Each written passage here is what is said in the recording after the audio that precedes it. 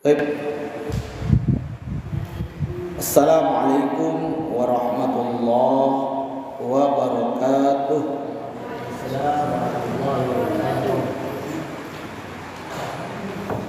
Bismillahirrahmanirrahim. Alhamdulillahirabbil alamin. Wa bihi nasta'inu ala umurid dunya waddin. Wassalatu wassalamu ala asyrafil anbiya'i wal mursalin. Nabina wa habibina Muhammadin wa ala alihi wa ashabihi ajma'in, amma ba'd. Usikum wa iyaya bitaqwallah faqad fazal muttaqun. Qala Allah ta'ala fi kitabihil karim, a'udzu billahi minasy syaithanir rajim. Ya ayyuhalladzina amanu taqullaha haqqa tuqatih wa la tamutunna illa wa antum muslimun. Subhanaka la ilma lana illa ma 'allamtana innaka antal alimul hakim. Rabbi shrah li sadri wa yassir li amri wahlul 'uqdatam min lisani yafqahu qawli. Ayuhal hadirun, a'azzani Allah wa iyyakum ajmain. Kembali pada malam yang berbahagia ini kita melanjutkan kajian rutin kita, masih pada pembahasan tib nabawi, pengobatan ala nabi, kesehatan holistik. Insyaallah untuk pada kesempatan malam ini kita akan mengkaji tema tentang sembuh dengan Al-Fatihah. Jamaah yang dimuliakan Allah Subhanahu wa taala, bagaimana Al-Fatihah dapat menjadi penawar bagi orang yang sakit? Inilah yang akan coba kita sampaikan pada kajian malam ini. Berbicara Al-Fatihah, tentu suratul Fatihah ini bukan sembarang surat di dalam Al-Quran. Suratul Fatihah ini adalah merupakan ummul kitab. Di dalamnya terkandung inti daripada isi Al-Quran. Di dalamnya ada tauhid, di dalamnya ada permohonan pertolongan, yang mana Allah memberikan kepada Rasulnya suratul Fatihah ini sebagai pemberian yang besar, yang agung. Sehingga jamaah yang Allah Subhanahu wa taala disebutkan di dalam satu hadis, yang mana hadis ini menggambarkan betapa agungnya suratul Fatihah ini, sebagaimana yang diriwayatkan dari sahabat Abi Sa'id Rafi' bin Al-Mu'alla radhiyallahu anhu. Qala, beliau berkata, qala li Rasulullah sallallahu alaihi wasallam, telah bersabda kepadaku Rasulullah sallallahu alaihi wasallam, ala u'allimuka a'dama suratin fil Qur'an qabla an takhruja minal masjid. Maukah Inginkah aku ajarkan kepadamu seagung-agung surat, satu surat yang paling agung fil Quran, di dalam Al-Quran, qabla an takhruja minal masjidi, sebelum kamu keluar dari masjid. Ini Nabi bersabda kepada sahabat dengan bentuk pertanyaan, mau tidak aku ajarkan padamu satu surat yang paling agung dalam Quran sebelum nanti kamu keluar dari masjid. Fa akhadha biyadi, maka Nabi kemudian memegang tanganku. Falamma aradna an nakhruja, maka tak kala kami hendak keluar dari masjid, qultu, aku berkata, Abi Sa'id Rafi Ibnu Al-Mu'alla berkata kepada Rasulullah, ya Rasulullah, wahai Rasulullah, innaka qulta la uallimaka, ya, innaka qulta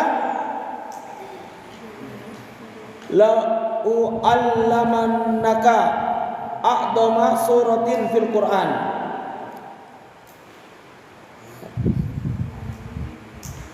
Wahai Rasulullah, sesungguhnya engkau mengatakan aku akan mengajarkanmu surah yang paling agung dalam Al-Quran. Qal, Rasulullah menjawab, alhamdulillahi rabbil alamin, yaitu surat alhamdulillahi rabbil alamin, yang maksudnya Al-Fatihah. Hiya as-sab'ul mathani, dia adalah merupakan 7 ayat yang diulang-ulang. Karena kan Al-Fatihah ini sering diulang dalam sholat. Tidak ada orang sholat tanpa membaca Al-Fatihah, ya. Bahkan ada hadis mengatakan apa? La sholata liman lam yaqra bi Fatihatil kitab. Tidak ada sholat bagi orang yang tidak membaca surah Al-Fatihah. Ya, sholatnya tidak sah. Nah, karena surah Al-Fatihah ini masuk pada rukun. Wal Qur'anul azim. Surah Al-Fatihah itu adalah Al-Qur'an alladzi utitu, yang aku telah diberikan Allah dengannya, atau telah diberikan kepadaku, ya, oleh Allah. Rawahul Bukhari, hadis ini diriwayatkan oleh Imam Al-Bukhari. Ini salah satu hadis dari sekian banyak hadis yang menerangkan tentang keutamaan suratul Fatihah. Bahwa Al-Fatihah ini adalah seagung-agung surat di dalam Al-Quran. Nah, di dalam Al-Quran itu kan ada juga ayat yang paling agung. Ayat apa? Yang paling agung, Ayatul Kursi, ya. Al-Baqarah ayat 255, ya, yang disebut dengan Ayatul Kursi. Ini ayat yang paling agung. Nah, adapun surat yang paling agung adalah Al-Fatihah. As-sab'ul mathani, 7 ayat yang sering diulang-ulang. Disebut juga dengan Al-Quranul Azim, Al-Quran yang paling agung yang diberikan kepada Rasulullah. Nah, ini keutamaan Al-Fatihah. Nah, lalu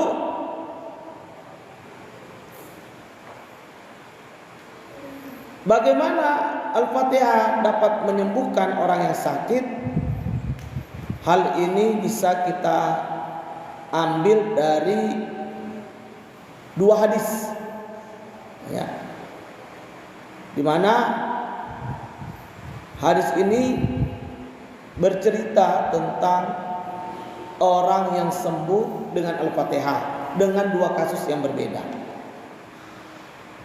Yang pertama, hadis yang diriwayatkan dari sahabat Abu Sa'id Al-Khudri radhiyallahu anhu, di mana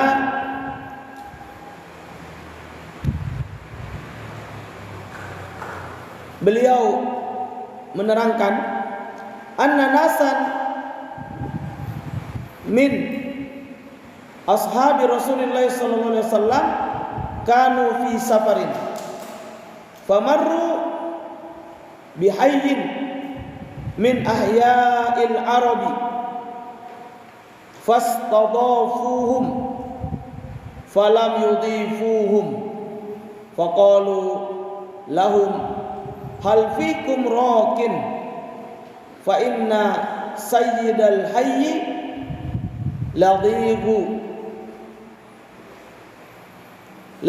aw musabun faqala rajulun minhum na'am fa'atahu faraqahu bi fatihatil kitabi fabara'a ar-rajulu fa'u'tiya qati'an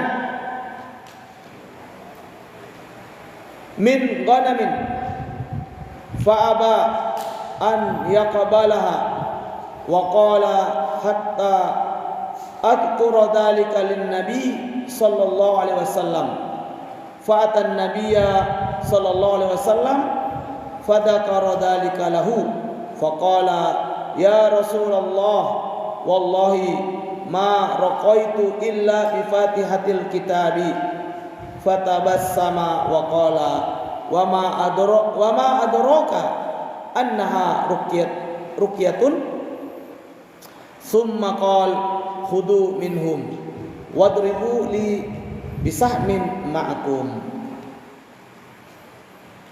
Bahwa ada sekelompok sahabat Rasulullah sallallahu alaihi wasallam dahulu berada dalam safar perjalanan jauh lalu melewati suatu kaum Arab. Kala itu mereka meminta untuk dijamu, namun penduduk kampung tersebut enggan menjamu. Kemudian penduduk kampung tersebut tiba-tiba ketika sahabat melanjutkan perjalanan datang, lalu berkata kepada sahabat yang tadi singgah namun tidak mau dijamu oleh penduduk kampung, bertanya kepada sekelompok sahabat yang lewat ini, apakah di antara kalian ada yang bisa meruqyah, melakukan pengobatan dengan membaca ayat-ayat Al-Quran? Karena pembesar kampung tersebut tersengat binatang atau terserang demam. Maka kemudian di antara para sahabat lantas berkata, iya ada. Lalu ia pun mendatangi pembesar tersebut dan ia meruqyahnya dengan membaca suratul Fatihah. Akhirnya pembesar tersebut sembuh. Lalu yang membacakan ruqyah tadi diberi seekor kambing, namun ia enggan menerimanya. Dan disebutkan ia mau menerima sampai kisah tadi diceritakan pada Nabi sallallahu alaihi wasallam. Lalu ia mendatangi Nabi sallallahu alaihi wasallam dan menceritakan kisahnya tadi pada beliau. Ia berkata, "Wahai Rasulullah, aku tidaklah meruqyah kecuali dengan membaca surat Al-Fatihah." Rasulullah sallallahu alaihi wasallam lantas tersenyum dan berkata, "Bagaimana engkau bisa tahu Al-Fatihah adalah ruqyah?" Beliau pun kemudian Rasulullah bersabda kembali, "Ambil kambing tersebut dan dari mereka dan potongkan untukku sebagiannya bersama kalian." Hadis ini diriwayatkan oleh Imam Bukhari dan Imam Muslim. Ini hadis pertama bercerita tentang bahwa Al-Fatihah itu bisa menjadi penyembuh dengan izin Allah. Bisa untuk meruqyah penyakit. Dan di kisah ini penyakitnya adalah penyakit medis, demam atau tergigit binatang berbisa. Dan sahabat itu tidak menggunakan ayat-ayat lain, cukup membaca Al-Fatihah. Dengan izin Allah, kepala kaum yang sakit itu sembuh. Ya, mendapatkan kesembuhan seperti tidak pernah sakit sebelumnya. Ya. Lalu karena senang, yang tadinya diminta menjamu tidak mau, setelah diobatin baru kemudian mau memberi. Ya. Nah, dari sini jelas bahwa Al-Fatihah ini bisa dijadikan sebagai sarana untuk meruqyah dari berbagai penyakit, baik medis maupun non medis, penyakit badan maupun penyakit ruhiyah. Ya. Kemudian yang kedua, hadis yang juga menceritakan tentang peristiwa sekelompok sahabat setelah pulang dari Madinah lalu berjumpa kaum yang di tengah-tengah kaum itu ada yang gila, dipasung, dirantai, ya karena dia gila. Lalu kemudian diobati dengan Al-Fatihah. Hal ini sebagaimana yang diceritakan oleh Kharijah ibni Salti At-Tamimi an ammihi, dari pamannya, annahu ata Rasulullah sallallahu alaihi wasallam, bahwasanya beliau pamannya Kharijah ini mendatangi Nabi sallallahu alaihi wasallam. Summa aqbala, ya, dia datang ke Madinah menemui Rasulullah lalu masuk Islam. Tadinya masih kufur, ya, datang ke Madinah jumpai Nabi masuk Islam. Raji'an min indihi, lalu setelah itu beliau ingin pulang. Famarra ala qaumin indahum rajulun majnunun, ya, musakun. Lalu ketika hendak pulang menuju kampung halamannya, beliau kemudian melewati suatu perkampungan. Di kampung tersebut terdapat orang gila yang dipasung, ya, ya, bil hadidi, dengan besi, enggak ecek-ecek ya, diikat dengan besi.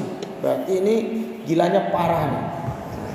Karena kalau enggak dipasung bisa ngamuk nih kan, bisa membahayakan orang lain, minimal membahayakan diri sendiri, ya. Maka dipasung dengan besi. Faqala ahluhu, maka salah satu anggota keluarganya berkata, inna huddisna anna sahibakum hada qad jaa bi khairin.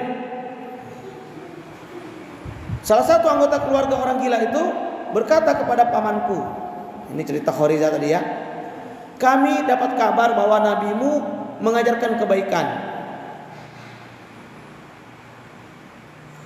Fahal indaka syai'un tudawihi, maka apakah anda memiliki sesuatu untuk bisa mengobatinya, mengobati orang gila ini? Faraqaituhu bi fatihatil kitabi, maka kemudian pamannya Kharijah lantas meruqyahnya dengan hanya membacakan surat Al-Fatihah. Fabara'a,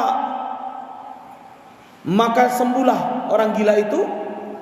Fa'atuni mi'ata syatin, diberilah kemudian pamannya Kharijah yang meruqyah orang gila ini, setelah sembuh si orang gila yang diruqyah itu, diberilah hadiah 100 ekor kambing. Mantap ya, Masya Allah. Ini namanya pasien tahu diri, ya, sudah sakit ditolong, lalu memberi hadiah. Hadiahnya gak tanggung-tanggung, 100 ekor kambing. Kalau satu kambing 3 juta, berarti 100 ekor 300. Mantap, ruqyah. ya, dikasih hadiah 300 juta. Fataitu Rasulullah sallallahu alaihi wasallam, maka paman Kharijah ini mendatangi Nabi sallallahu alaihi wasallam. Fa akhbartuhu faqal, maka aku mengabarkan kepada Nabi tentang kejadian itu. Faqal, dia berkata, hal illa hada,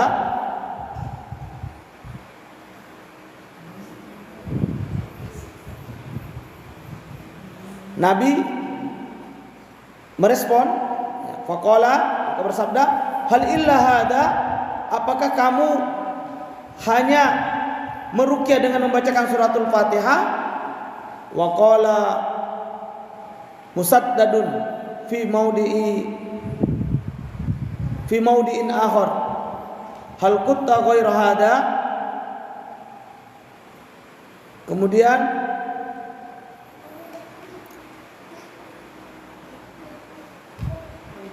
disebutkan bahwa Nabi juga bertanya, apakah kamu meruqyahnya dengan selain Al-Fatihah? Qultula, maka pamannya Kharijah berkata, menjawab tidak. Qala hudha, maka Nabi bersabda, ambillah kambing itu. Fala amri laman akala biruqyatin batilin laqad akalta biruqyatin haqqin. Ambillah ya 100 ekor kambing tersebut, karena sungguh engkau telah termasuk mendapat upah dengan ruqyah yang benar, bukan dengan ruqyah yang batil. Hadis riwayat Abu Dawud. Nah, ini juga hadis menceritakan kisah sembuhnya seorang yang gila dengan apa? Melalui sebab ruqyah Al-Fatihah. Ya. Nah, ini menjadi penting bagi kita bahwasanya Al-Fatihah itu bisa untuk menjadi ruqyah, dan ternyata efeknya sangat dahsyat dengan izin Allah. Bahkan di sini ada keterangan, hadis ini tadi memberikan kandungan pelajaran kepada kita bahwa boleh meruqyah non muslim sekalipun. Dan ternyata ya itu juga memberi efek. Kemudian ruqyah itu boleh dilakukan oleh orang yang masih awam sekalipun, yang baru masuk Islam, mu'allaf, boleh meruqyah ya. Tapi tentu meruqyah dengan apa? Ayat-ayat Al-Qur'an, minimal Al-Fatihah. Kemudian boleh menerima upah dari ruqyah ya, dengan catatan pasiennya sembuh. Itu pendapat pertama. Ada pendapat kedua, boleh juga menerima upah ruqyah dengan sistem apa? Ijarah. Ya, perjanjian. Akad bahwa upahnya untuk mengganti waktu yang dihabiskan. Ya. Sembuh tidak sembuh tetap harus dibayar. Nah, itu boleh juga. Ya, selama tidak memberatkan bagi orang yang ditolong, yang diruqyah. Nah, kemudian jamaah yang dirahmati Allah Subhanahu wa taala,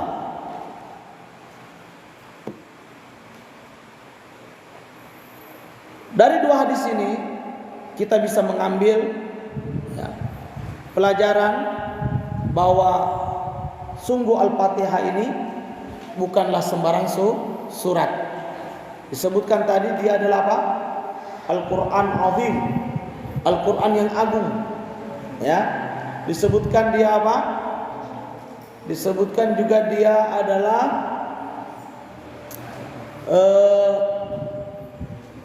apa namanya tadi? Al-Quran yang agung, kemudian disebut sebagai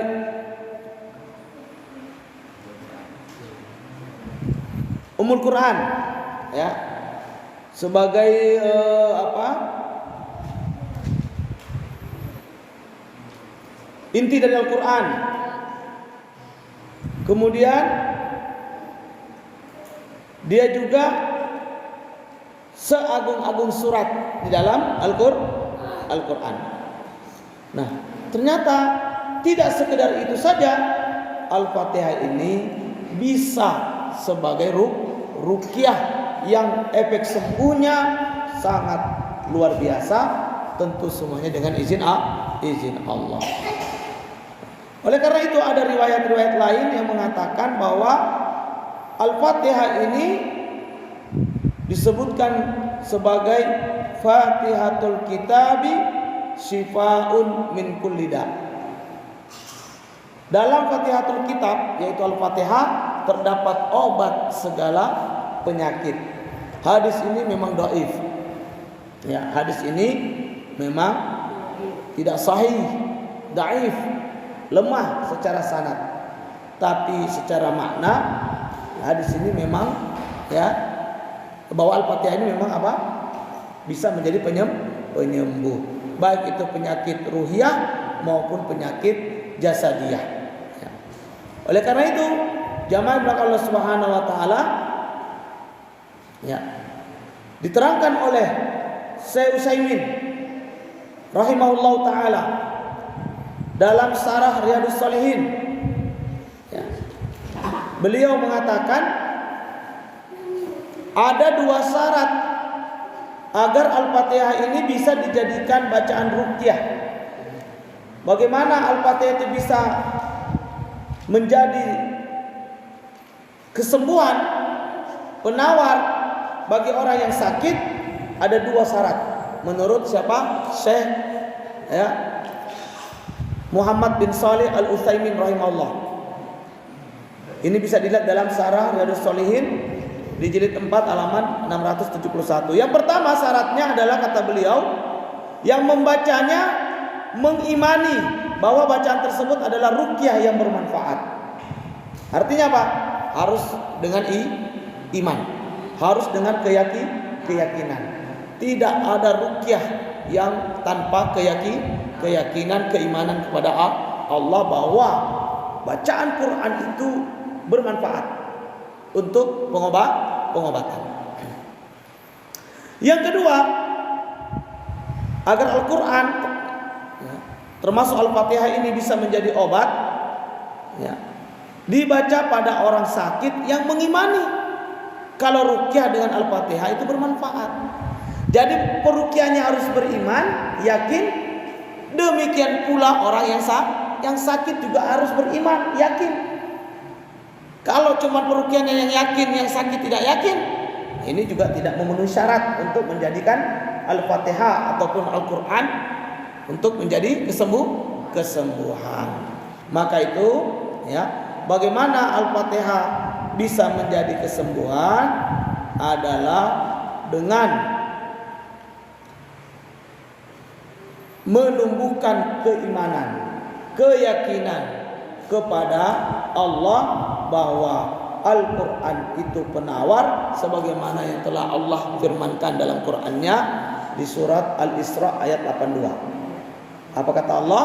Wa nunazzilu minal Qur'ani ma huwa shifaa'un wa rahmatun lil mu'minin. Ya, telah kami turunkan dari Al-Quran itu apa? Sesuatu yang bisa menjadi penawar dan juga rahmat bagi orang-orang yang beriman. Makanya orang beriman yang kemudian akan mendapatkan manfaat dengan pengobatan Al-Quran. Al-Fatihah bisa untuk orang gila. Bahkan disebutkan yang kisah tadi itu ada yang memberi penjelasan bahwa itu sembuh setelah diruqyah 3 hari berturut-turut. Pagi sore dibaca Al-Fatihahnya berulang-ulang 3-7 kali. Maka orang gila ini akan sembuh. Dan alhamdulillah Ustadz juga sudah mempraktekkan itu beberapa kasus depresi, gangguan mental, lalu diruqyah 7 hari pagi sore. Alhamdulillah hasilnya cukup membahagiakan. Ya. Artinya apa? Si sakit bisa sembuh ya, atau minimal lebih baik kondisinya dari sebelumnya. Nah, ini tentu ya harus kita perhatikan bahwa Quran hanya akan bisa memberi efek sembuh dengan apa? iman kepada Allah dan iman kepada Al-Quran itu sendiri, baik oleh yang mengobati maupun yang diobati. Jadi siapapun yang ingin sembuh dengan Al-Quran, dengan Al-Fatihah yang agung ini, maka syaratnya dia harus beriman kepada Allah dan kepada Al-Quran, bahwa Allah sang penyembuh, wa idza maridtu fa huwa yashfin, dan Al-Quran itu adalah syifa. Qul huwa lil ladzina amanu hudaw wa syifa. Katakanlah ya Muhammad bahwa Al-Quran itu bagi orang-orang beriman adalah apa? Petunjuk sekaligus penawar, penyembuh. Inilah ya syarat yang harus kita penuhi untuk berobat dengan Al-Quran. Oleh karenanya, mudah-mudahan dengan menyimak kajian yang singkat ini, kita bisa mengambil pelajaran bahwa ketika kita sakit, jangan berputus asa. Kalau dokter sudah kita datangi berkali-kali, rumah sakit sudah kita kunjungi berulang kali, obat sudah kita minum ya dengan jumlah yang banyak, namun juga belum ada kesembuhan, maka bisa jadi Allah hanya menginginkan Anda sembuh dengan apa?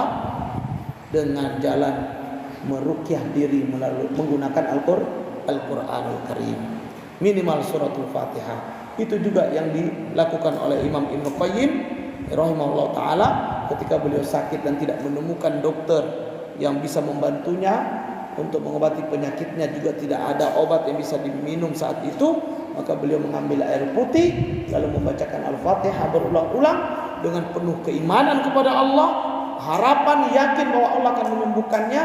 Maka beliau setelah meruqyah air putih itu dengan Al-Fatihah, beliau minum dan beliau sembuh dengan izin Allah. Ketika murid-muridnya sakit, beliau anjurkan juga, mengajarkan kepada murid-muridnya untuk melakukan hal yang sama. Ambil air putih, bacakan Al-Fatihah berulang-ulang, lalu minum. Dan murid-muridnya yang sakit pun juga diberi kesembuhan oleh Allah. Inilah apa yang bisa kita sampaikan pada malam yang berbahagia ini. Mudah-mudahan ada manfaat bagi kami dan bagi kita semuanya. Hadanallahu wa iyyakum ajma'in. Barakallahu fikum wallahu a'lam bissawab. Subhanakallahumma bihamdika asyhadu an la ilaha illa anta astaghfiruka wa atubu ilaik. Billahi taufiq wal hidayah. Assalamualaikum warahmatullahi wabarakatuh.